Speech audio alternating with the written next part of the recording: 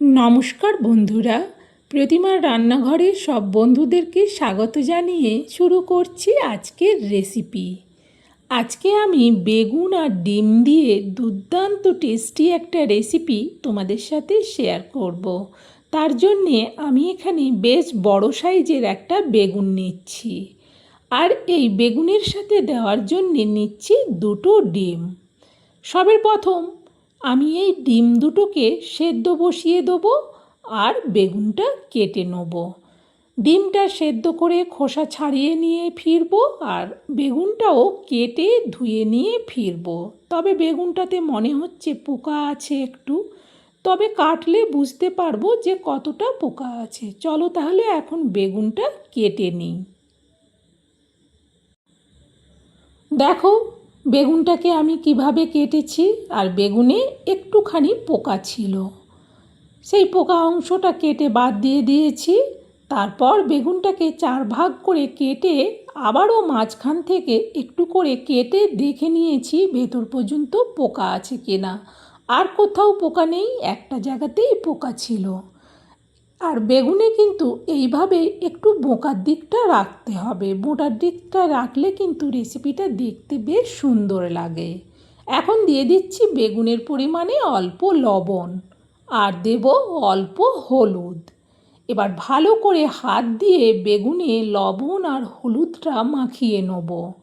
আর বেগুনের মাঝখানটা যে কেটেছি সেখানেও আঙুল দিয়ে কিন্তু লবণ হলুদটাকে মাখিয়ে নিচ্ছি। দেখো 4 পিস বেগুনেই কিন্তু ভালো করে লবণ হলুদটা মাখানো হয়ে গেছে। ওইদিকে আমি ডিম দুটোরও খোসা কিন্তু ছাড়িয়ে নিয়েছি।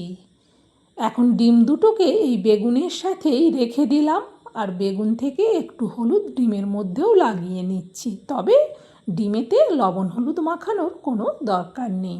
চলো এবার রান্নাটা শুরু করি। গ্যাস জেলে কড়া বসিয়ে দিয়ে কড়াতে দিয়ে দিলাম তেল। এবার খুন্তি দিয়ে তেলটাকে কড়ার উপর পর্যন্ত চাড়িয়ে নিচ্ছি। তেল বেশ কিন্তু ভালো করে গরম হয়ে গেছে। দিয়ে দিচ্ছি প্রথম ডিম দুটো। ডিম দুটো দেওয়ার পর ভালো করে এবার খুন্তি দিয়ে ডিমগুলোকে একটু নাড়াতে থাকবো, এতে করে ডিমের সব দিক কিন্তু ভালো করে ভাজা হয়ে গেছে। দেখো দেওয়ার সাথে সাথেই হয়ে গেছে। দিয়ে দিচ্ছি এবার বেগুনগুলো। বেগুন থেকে কিন্তু অনেকটা জল বেরিয়ে গেছে। 4 পিস বেগুনই একেবারে দিয়ে দিলাম। দেওয়ার পর একটু অপেক্ষা, তারপর আবারও খুন্তি দিয়ে ভালো করে বেগুনগুলোকে উল্টে দিলাম। উল্টে দেওয়ার পর এটা ঢেকে দিয়ে গ্যাসটাকে কমিয়ে দিলাম। মিনিট 2-2.5-এর মধ্যেই আমি ঢাকনাটা সরালাম।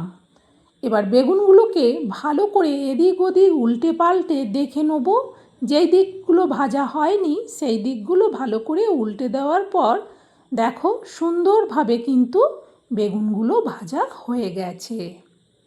এবার বেগুনগুলোকে আমি তুলে নিচ্ছি।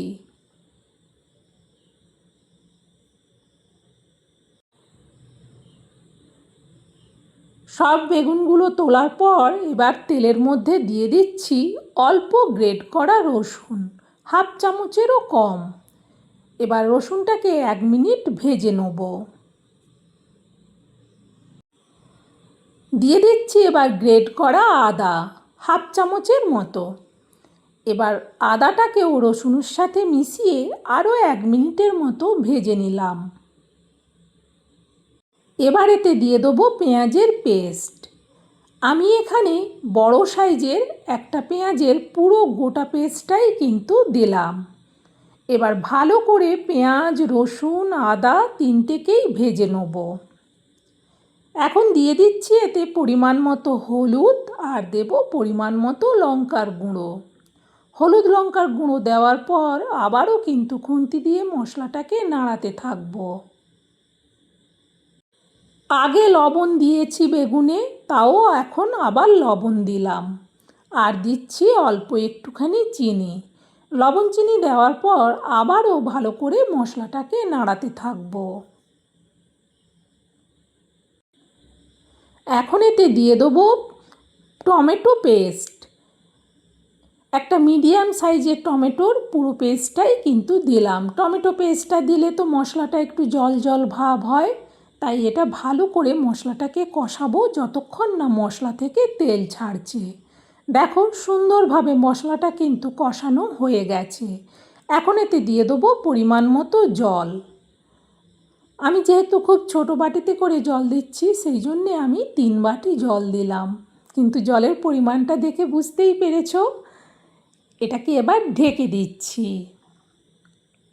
ফুটে ওঠার আওয়াজ হচ্ছিল, সেই জন্যে ঢাকনাটা সরাচ্ছি।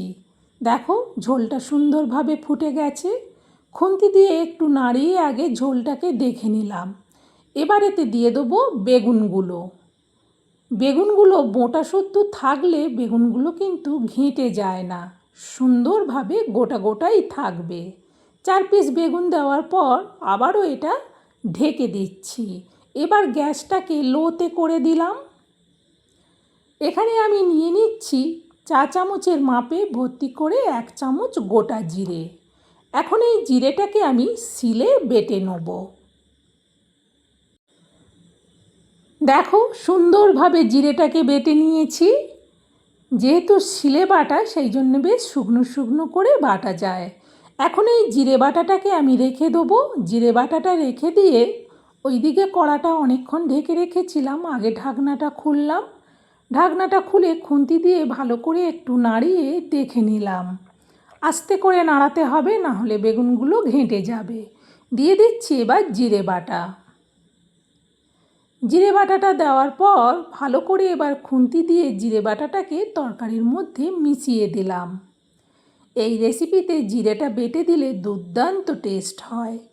এটাকে আবারও ঢেকে দিচ্ছি, গ্যাসটা কমানোই থাকবে। আবারও মিনিট 3 মতো বাদে ঢাকনাটা সরালাম। ঢাকনাটা সরিয়ে খুন্তি দিয়ে একটু নাড়িয়ে দেখে নিলাম।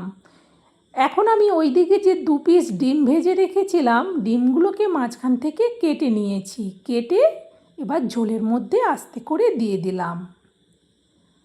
আবারও একটুখানির জন্যে ঢেকে দেবো। মিনিট 2 মতো বাদেই আবারও কড়ার থেকে ঢাকনাটা খুলছি। ভীষণ সুন্দর সেন্ট হচ্ছে এই ডিম বেগুনের রেসিপিটা থেকে। আস্তে করে একটু খুন্তি দিয়ে নাড়িয়ে দেখে নিলাম। ডিমগুলো কিন্তু সুন্দরভাবে আছে, কোনো কুসুম কিন্তু ভেঙে যায়নি। রেসিপিটা আর বেশি নাড়াঘাঁটা করব না, কারণ রেসিপিটা হয়ে গেছে। এবার আমি এই রেসিপিটা নাবিয়ে নেব।